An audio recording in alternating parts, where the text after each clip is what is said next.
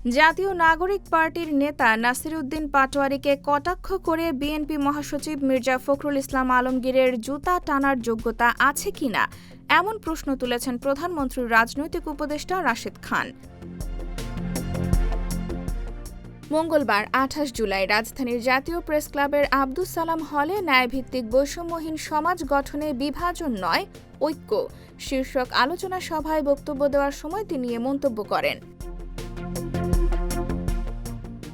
রাশেদ খান বলেন, মির্জা ফখরুল মন্ত্রিত্ব পাওয়ার যোগ্য নন এমন মন্তব্য করেছেন পাটোয়ারী, অথচ তিনি রাষ্ট্রপতি হওয়ার যোগ্যতার কথা বলছেন।